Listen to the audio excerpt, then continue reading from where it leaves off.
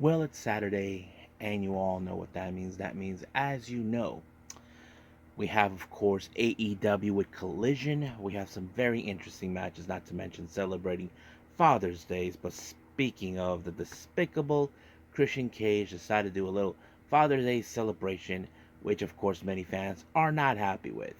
But we do have some very interesting matches taking place. We do have the TNT qualifier match, who will walk out of Lee Moriarty and Dante Martin. And of course, we do have some other matches we definitely going to be talking about. But first things first. Now, I want to apologize to people. As you all know, I did not see WWE's Clash at the Castle, but I am going to be reviewing TNA against All Odds. Now, I couldn't get the timing right to do this, but yes, that was the thing. I didn't want to waste my time with all of that, but hopefully, maybe on the next episode we can do um, the Clash at the Castle. We just gotta wait and see. And then, of course, we cap up this episode with some news updates to give you guys updates what's been going on in the world of pro wrestling, such as what events the promotions are thrown out, who's booked, what matches are set, including developments that are happening in the world of pro wrestling. So, let's get ready for another episode of the Lead Wrestle Zone.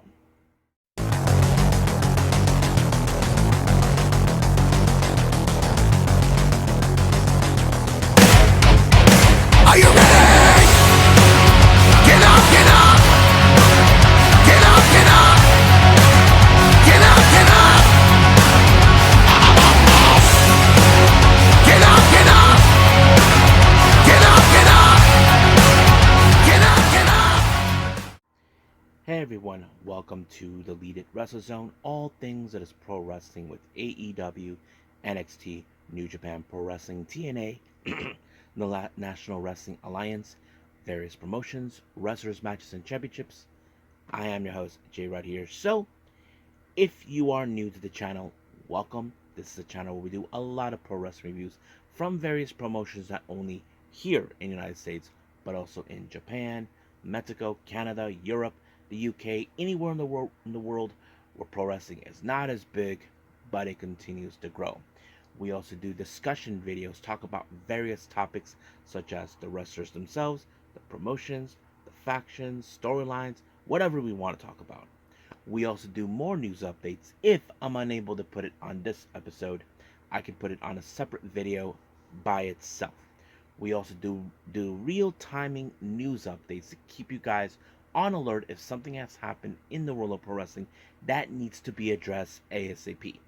We also do Nike Sayaka Watch and various other cool things as well. So if you like what you see, please subscribe to us. So click on that subscribe button. You'll be getting a lot of daily reviews and other cool wrestling content. But if you like this episode, please give us a like on the like button or a nice comment in the description down below. Now,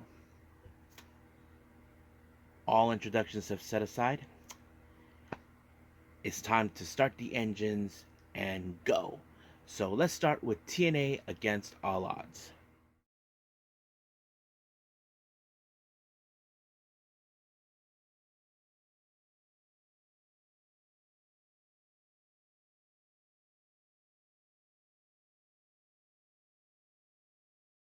Against All Odds, this happened this past Friday, right the day after the last TNA show, Impact show that took place. Now, normally we won't do, of course, the countdown, but let's just do it anyway because certain things are fascinating. Our first match in the countdown, we have Jonathan Gresham taking on Sami Callihan. Now, recently we have been seeing Jonathan Gresham with this new attitude, new look, basically giving people some sort of sickness that's been passing around. However, the referee was covered up with gloves and a mask, but however, Gresham was intending to get away with it once again. He had the audacity to remove the mask from the referee, get him distracted, but what he did not know, behind him is Kushida we haven't seen for a while. We know where he was the entire time. He was in Japan for the Best of the Super Juniors. However, he actually took a swab sample from the black ink that Jonathan Gresham, and he's intending to find out what in the world is going on. But it was Sammy Callan with the Cactus Driver that put away Gresham, and just like that, it was over. Now, our next match is the TNA Knockouts World Tag Team titles. We have the Hex, Marty Bell and Allison Kay taking on Masha Slamovich and, of course, Alicia. Now, some people are still questioning, can Masha and Alicia actually get along? You got to remember, Masha is not a member of the system, but that's how the way she goes. The only reason Alicia wanted this belt was because she feels like she needs to catch up with the others. But of course, Hex Girls, as you know, their factor is that they are a good cohesion team, and that's how it rolls up. But in the end, it was, of course, Alicia who picked up the win with the Bulldog on Marty, and just like that, it was completely over. Now let's jump into our opening match of the card. We have Mike Santana versus Steve Macklin. They take on the Rascals, Trey Miguel and Zachary Wentz. Now this whole thing happened when, of course, Steve Macklin had issues towards Mike Santana, and then the Rascals were rolling with them, but things did not go well. So basically, this is more like, let's just get even with them and just be done with it and back to business, what we were supposed to do. But I have to say, there were some great moments between Macklin and Steve. I mean, Macklin and Santana. I mean, the crosshairs. That was a fantastic thing, but it was, of course, Mike Santana with the spin the block onto Wentz that picked up the win. So we'll see what happens between Santana and Macklin. Now, our next match, we have Rich Swann versus PCO, of course. Now, remember what happened this past Thursday. AJ Francis, being the scumbag that he is, took a rose that belonged to Steph DeLanders that was given to her by PCO, but PCO took matters in his hands to get that rose back, and that's how we ended up in this match. However, of course, AJ Francis was going to get involved while his boy Swann was trying to get the match won, but it did not do it any favors because PCO took out Swann, and then, of course, the PCO salt, and it was over. However, during the post-match, we saw Steph DeLanders reappeared, and looks like they're going on a date, and it's going to be a very interesting thing to watch. Now, our next match, we have the TNA World Tag Team titles. We have the Meneth brothers, Ryan and Nick, taking on the Systems, Brian Myers and Eddie Edwards. But however, Alicia was the factor being on the outside of the ring. But luckily, they brought in, of course, Dirty Dango, someone that they actually know and worked with in the past. But of course, when Dango got Alicia out, Moose stepped in, tried to ensure this match goes in their favor.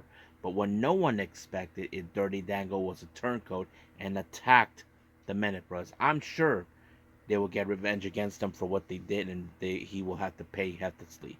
But it was, of course, Eddie Edwards with the Boston Knee Party onto Ryan, and they retained the belts. So sooner or later, somehow, the system may have to lose those belts, one way or the other. Now, our next match, we have Frankie Kazarian taking on Joe Hendry. Now, of course, Frank Kazarian going out, running around, running his mouth, saying that he's the king. He thinks that Joe Hendry likes to steal all the glory. Then he ended up in this match. However, the referee did not see what took place in the ring. He had some sort of object that knocked him out, and just like that, he won the match. But Kazarian was not done with Joe Hendry. He decided to punish him even further. But Ace Steel showed up and decided to, of course, give him a little sock in the mouth. But of course, he had to go in the back and bitch like a little girl. And Santino decided, how about this coming Thursday, you and Ace Steel in a Chicago street fight? So that's going to be a lot of fun. Now, our next match, we have the TNA X Division title. Now, remember, Champagne Singh and what's his name, Mike Bailey were banned. But however, it appears that Trent Seven revealed a little dirty secret about of course, Mustafa Ali, that he's not from Chicago. So basically, he got mad. But good thing that those idiot security guards didn't do a damn thing. They weren't there to help at all. But you would think that this match would have won by Macklin. I mean by Trent, but it was the sharpshooter by Mustafa Ali to pick up the win. But sooner or later, someone will have to take out Mustafa Ali and dethrone him to show him he's not the guy. Now we do see the ABC, Ace Austin and Chris Bay taking on Eric Young and of course Josh Alexander. I thought this match was fantastic. I thought it was great, some great moves, but it was a great combination between the fold and the jackknife pin by pin on what's his name? Oh yeah, on Josh Alexander by Chris Bay. This could put him in the contingency maybe in the future to challenge for the TNA World Title, which is something that we know could happen, but we'll see. Now our next match we have, of course, is the TNA Knockouts World Title in an open challenge. We have, of course, Jordan Grace versus Tatum Paxley, who answered the call. Remember, Paxley back in the weekend got involved and tried to steal the belt. However, Ash by Elegance was there. Tom Rackfield actually learned that Ash was not supposed to be there, and yet she shows up with that little stooge of hers, planning to press some charges. But however, you would think that this match was gonna fall in favor of Jordan Grace. It just did, and of course, Ash by Elegance tried to attack her once the match was over, thanks to the Juggernaut Driver. But however, she took matters in her own. Jordan Grace fought back, and then later tossed some wine onto her, and just like that, she was being a bit of melodramatic. Now our main event is for the TNA World Heavyweight Title in a Broken Rules match. Matt Hardy versus Moose. Now, of course, everything is legal. What goes on? I mean, there was a lot of plunder, like tables, chairs, ladders, whatever. And of course, Alicia Edwards was going to get involved. But luckily, Matt Hardy's wife Rebecca showed up and tried to take on the matter. But unfortunately, there was a moment where, of course, Moose pulled Rebecca and Matt Hardy speared her accidentally through a table, and then Moose speared Hardy to pick up the win. And then, of course, the System showed up to show that they are the true victors of TNA. But however, in the post match, we did see the Bennett brothers showed up to give another helping hand, and then Joe Hendry. But apparently, it was not enough. But the most surprisingly moment is the return of the Enigma Jeff Hardy. So basically, the System may have won their matches, but it was in fact these group of men that walked out with their happy faces getting the last laugh. So the real question does tell, what's going to happen with the System? How are they going to react now that Jeff Hardy is back? Well, we just got to find out and see this coming Thursday. So I think that's pretty much it what took place for TNA against all odds. Let's move on with, of course, AEW Collision.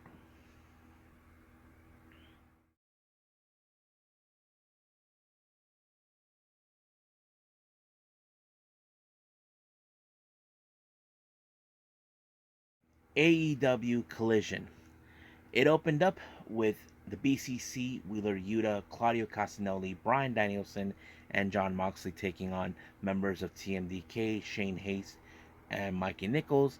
They team up with Leo Rush and Rocky Romero. So I have to say it was a very interesting match because we know TMDK, as you know, they are the double champions in New Japan. I wouldn't be surprised if the BCC have their sights set on their tag belts, but however, that wasn't the case because Moxley was the one who picked up the win by putting Leo Rush away with the Death Rider. And then, of course, Mox did a promo announcing his intentions that he wants to destroy Naito once and for all, to bury him forever. So we'll see what happens.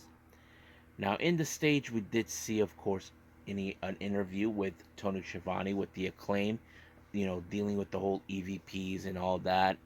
And then, of course, Brandon Cutler did not like what they're saying, so apparently he was saying that they will find them. But however, it was overruled by Tony Khan thanks to, of course, Christopher Daniels.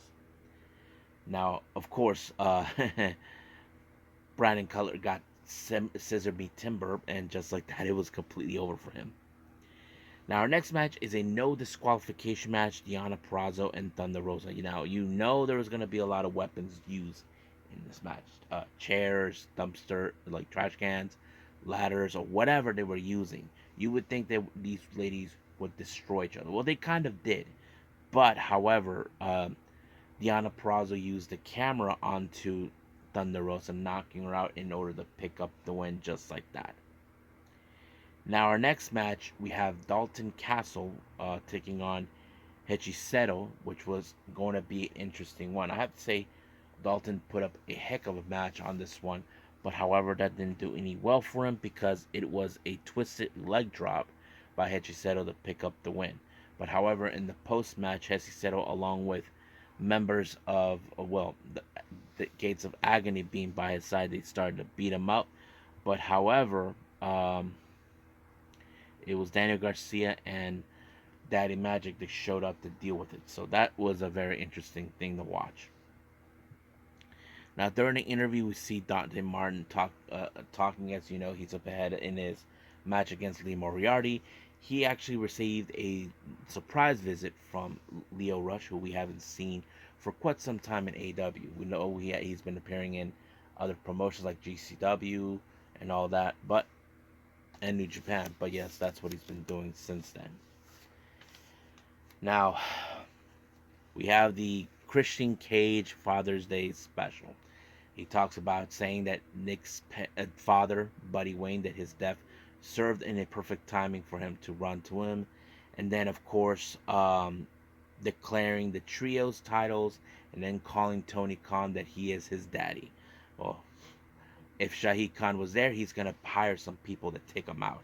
I wouldn't be surprised on that.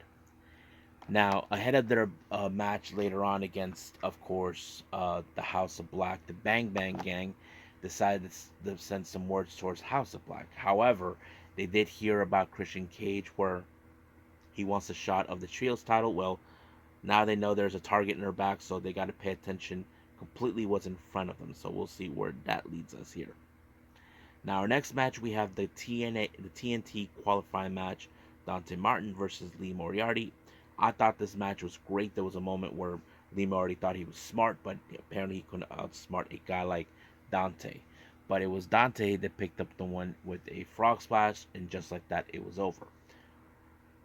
But however, the members of the Shane Taylor promotion showed up to give a beatdown, but luckily Lio Rush showed up for the save. So it's interesting.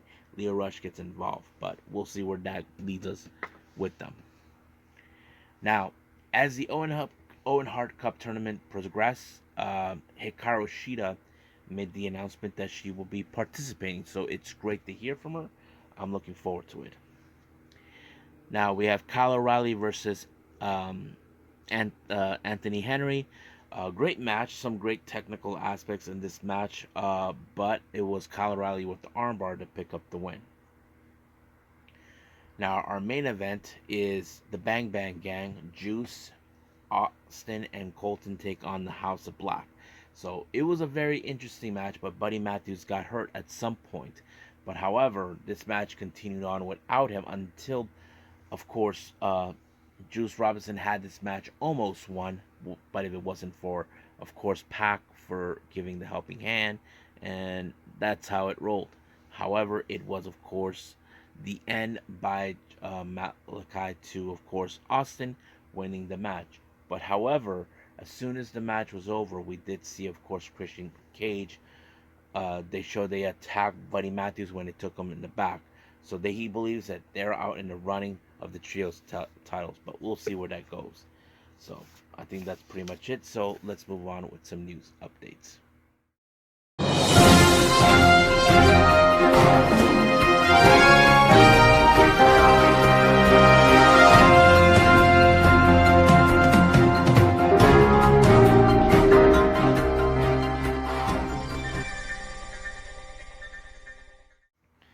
Okay, so welcome to our news update. So we only got one update with the promotion, and that is, of course, Prestige Wrestling, for the Combat Clash PDX taking place on the 12th of July.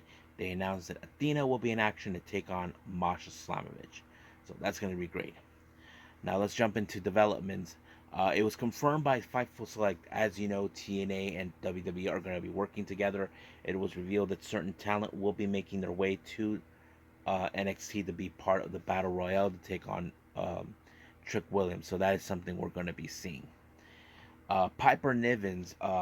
This one was reported by Fightful for Cultaholic, mentioning that she has expresses interest in appearing at Mighty Gold. Now remember, Bailey talked about going there, so did Carmen Petrovic.